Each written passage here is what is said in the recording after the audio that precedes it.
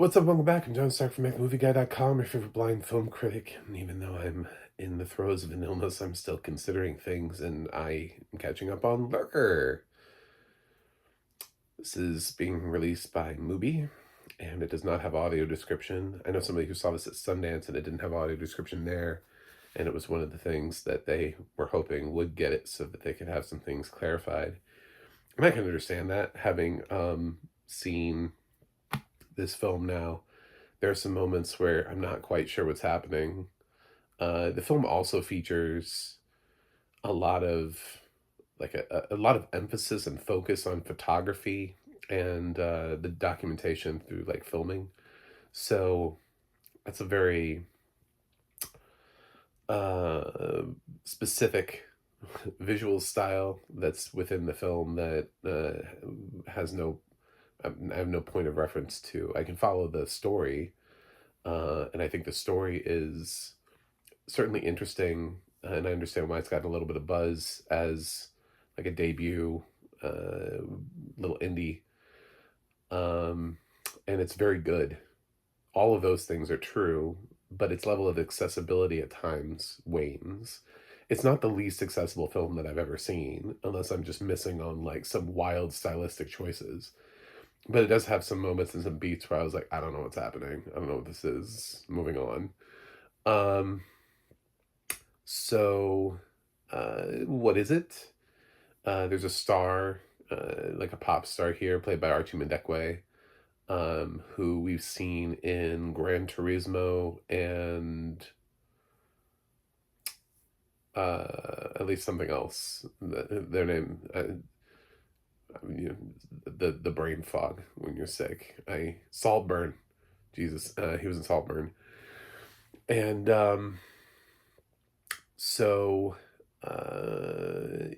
he walks into a store where this guy is, he helps people find clothes, and um they meet, and he's a fan, and then he invites the fan to hang out. Then the fan becomes a friend because the fan is also good with photography and documentary style stuff, and wants to participate in that endeavor and help. He has some ideas on helping him make it look good, and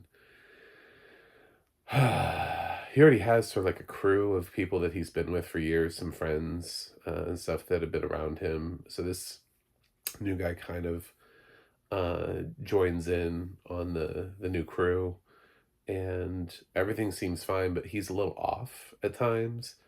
He doesn't quite fit in, and I think the obsessive fan nature of him wins too many times. Uh,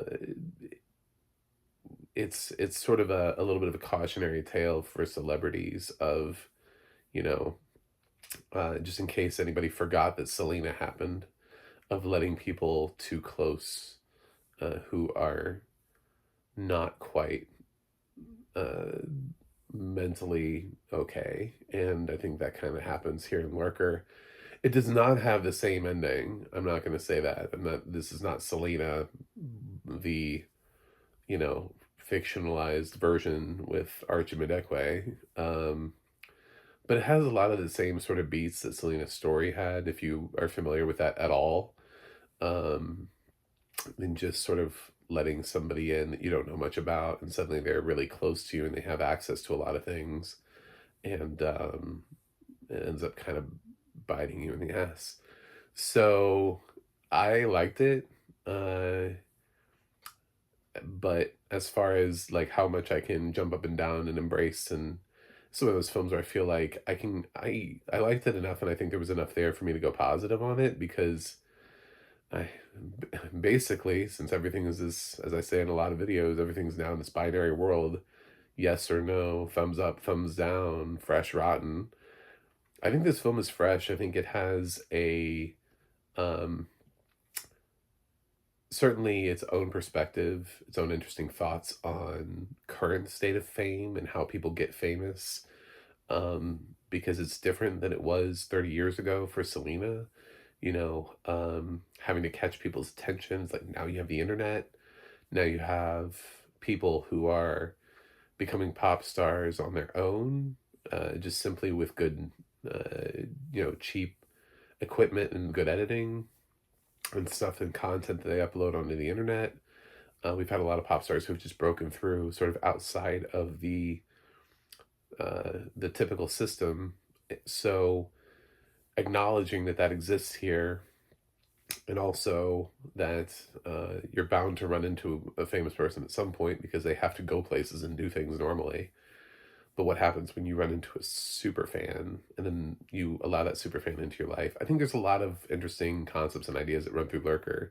So I enjoyed it. But like I said, the guy he picks up is also like doing a lot of photography, and there is a lot of reference to these setting up these shots, and he's helping to film this documentary that goes along with like the making of his album or whatever. So I like visual context too.